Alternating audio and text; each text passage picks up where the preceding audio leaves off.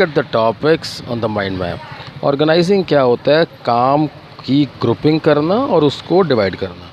Organising is the process of defining and grouping the activities. आपके पास जितने भी काम हैं, सपोज़ आपने कोई बिज़नेस स्टार्ट करना है, उस बिज़नेस में आप कितनी तरह की एक्टिविटीज़ को परफॉर्म करेंगे, आपने पहले उन एक्टिविटीज़ को नोट कर लिया और उसके बाद उनकी ग्रुपिंग कर दी। ग्रुपिंग का मतलब ये है कि ये 4 एक्टिविटीज़ ये डिपार्टमेंट करेगा, ये 4 एक्टिविटीज़ ये डिपार्टमेंट करेगा। ये सिर्फ एक प्री एनालाइजेशन है।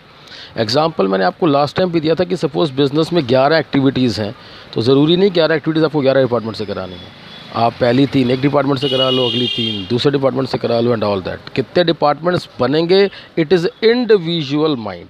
एक ये टॉपिक है types of organisation, formal informal. This is not in syllabus, has been deducted from. Span of management क्या होता है? The number of levels of management is determined by the span of management. It refers to number of subordinates that are under direct control of supervisor. देखिए इसका मतलब सीधा सीधा ये है, आपका माइंड बेसिकली कितने सबॉर्डिनेट्स को हैंडल कर सकता है। अगर आप 500 एम्प्लॉयज़ को हैंडल कर सकते हैं या 5000 को कर सकते हैं, 50,000 को कर सकते हैं। This depends on your span of management. कितना आपका माइंड कैपेबल है कितने एम्प्लॉयज़ या सबॉर्डिनेट्स को हैंडल करने में। कहता है प्रोसेस ऑफ ऑर्गेनाइजिंग होता है कि अगर आपने काम की ग्रुपिंग करनी भी है तो उसका ये सिंपल सा प्रोसेस है।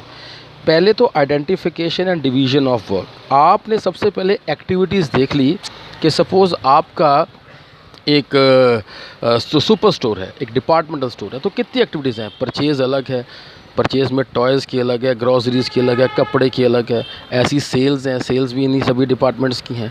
उसके बाद there can be some sort of manufacturing, there can be packing, there can be logistics, आपको समझ लो lighting and all, cleaning and all. These are activities to be done in a super store. आप कहते हैं कि मैं इनके department बना लेता हूँ कि all the purchase will be look after the purchase manager.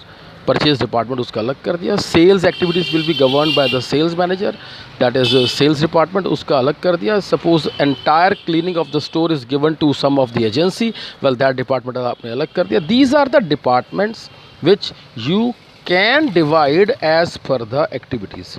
जब डिपार्टमेंट आपके ऑन पेपर बन गए तो उस पर आपने एम्प्लॉयज़ की ड्यूटीज़ लगा दी। और रिपोर्टिंग रिलेशन का मतलब ये है कि कौन सा एम्प्लॉय किसको रिपोर्ट करेगा, कौन सुपीरियर है, कौन सबॉर्डिनेट है।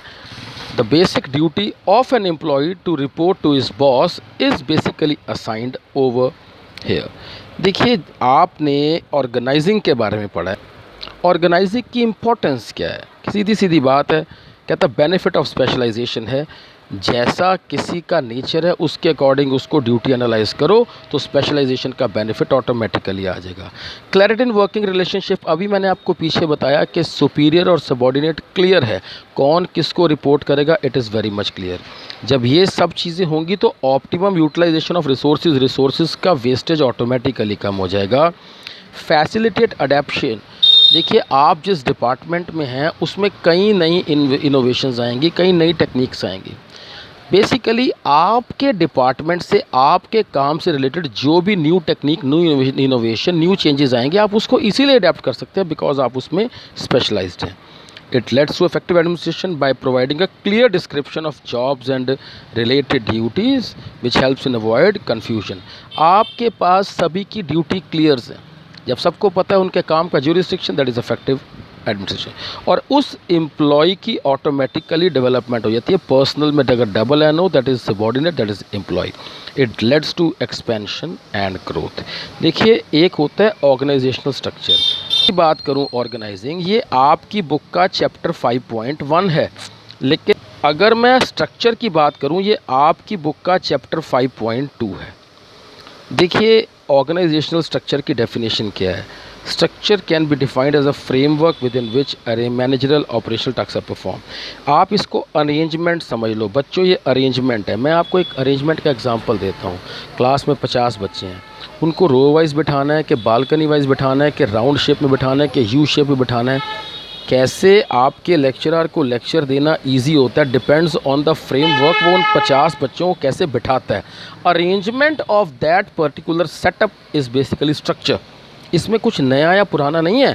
इसके अंदर क्या है कि आपके काम से रिलेटेड आप उसको कैसे मैनेज करते हैं ये नहीं है, आप उसका सेटअप कैसे बनाते हैं, पहले कौन सा बाद में कौन सा। Well that is something related to organisational structure. कहता आपके सिलेबस में दो ही स्ट्रक्चर है, एक फंक्शनल है बच्चों और एक आपका डिविजनल है, functional and divisional.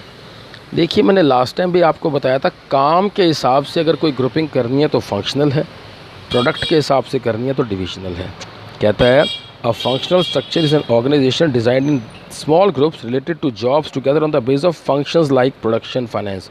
Production department अलग है, फाइनेंस डिपार्टमेंट अलग है, ये प्रोडक्शन का काम संभालेंगे, ये फाइनेंस का, ये depends on job. This is as per jobs, each department is headed by the functional manager, all departments are under the charge of a that departmental head and these departments में be further divided into sections. आप marketing को further divide कर दो कि हरियाणा की marketing अलग है, पंजाब की अलग है, well that is related to functional structure. लेकिन divisional structure is related to basically product. Product का मतलब ये है a divisional structure in an organisation designed that group similar to related jobs together on the base of product lines.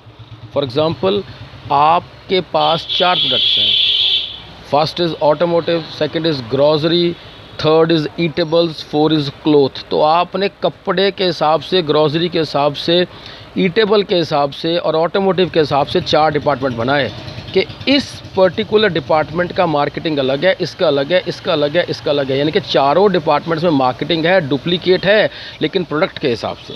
चारों department में finance है, duplicate है, product के हिसाब से। Well that depends on product. हो सके तो ये तो मैं आपको रिवीजन करा रहा हूँ फ्रॉम अ न्यू मटेरियल कि आपके नया मटेरियल थोड़ा एडिशनल है, आपके काम आए। लेकिन अगर आप अपनी टेक्स्ट बुक्स में जाके देखेंगे तो उसमें क्लियर कट मैप्स बने हुए हैं, क्लियर कट डायग्राम्स बने हुए हैं for the explanation these. Each department has divisional manager, यानी कि ग्रॉसरी का मैनेजर अलग है, ईटेबल का अलग है, फर्नीचर का अलग है। As per products different managers are there. Each division in multi functional because within each division functions like production, marketing, finance. भाई प्रोडक्शन फर्नीचर की अलग है, प्रोडक्शन आपकी ग्रॉसरी के रिलेटेड किसी भी चीज़ की अलग है, प्रोडक्शन लाइक ईटेबल्स की अलग है। तो प्रोडक्शन डिपार्टमेंट्स मल्टीपल है सभी में। Each department is self contained and fosters development of manager.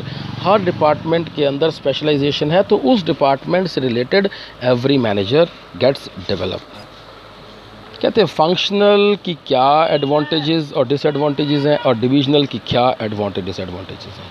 First of all बच्चों ये अप्रॉक्सीमेटली सेम होती हैं, लेकिन इसमें माइनर सा डिफरेंस है। देखिए a functional enterprises structure emphasis on specific functions due to similarity in these task we perform it promotes control and coordination. That particular department के अंदर कंट्रोल एंड कोऑर्डिनेशन ईजी होता है एस्टैब्लिश होना, because वो उसके अंदर स्पेशलाइज होता है। It result in increase profit because department को उसकी बारीकियों का पता लग जाता है, तो वो कॉस्ट को पर यूनिट कम करने में कैपेबल हो जाता है bye focusing only on the limited range of skills.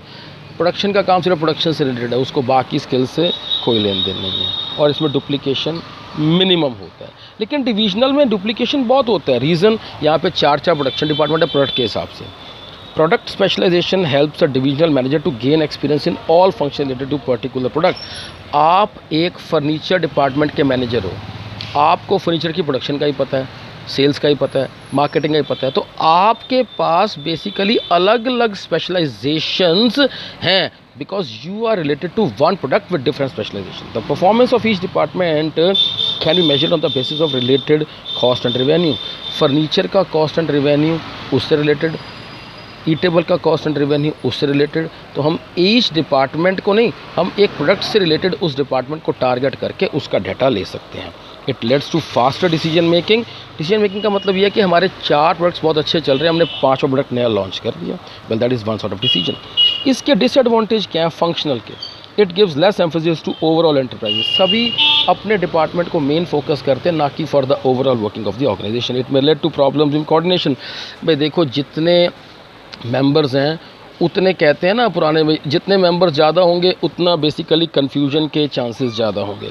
तो कोऑर्डिनेशन में हर बंदा अपने को सबसे पहले प्रेफरेंस देगा, तो coordination is bit typical. It में लीड्स टू कॉन्फ्लिक्ट, झगड़े भी हो सकते हैं। और डिविजनल में क्या है, there may be conflicts among the different divisional heads in pursuit of higher profits.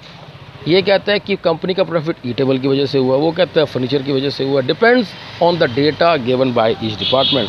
The cost is high as each division. Multiple production है, मल्टीपल फाइनेंस है, तो डुप्लीकेशन की वजह से कॉस्ट भी हाई हो जाती है। It provides manager with the authority to supervise all activities related to a particular division. In course of time such manager may gain power. यार वो मैनेजर को सभी काम आते हैं, कल को वो पावर में आ जाता है टू असर्ट इज इंडिपेंडेंस में इग्नोर दिस ऑर्गेनाइजेशनल इंटरेस्ट। जब वो पावर में आ जाएगा तो मे भी वो अपनी पावर का मिसयूज़ कर सकता है। Well this was related to chapter 5.2।